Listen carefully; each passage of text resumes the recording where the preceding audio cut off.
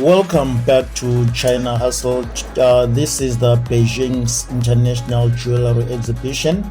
It happens actually a couple of times a year where you get to see all different types of jewellery and materials such as gemstones, gold, and you can find real good jewellery manufacturers. My content actually specializes in showcasing China's latest trends in tech, in also gadgets, amongst other things. You get to see what life in China is like.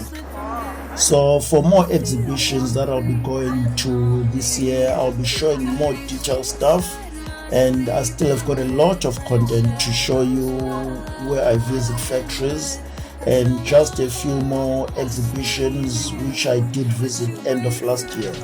I'm sure you enjoyed most of my videos, and to watch more content about China, please subscribe, drop a comment below. Also, you are welcome to ask any questions. Thank you for watching.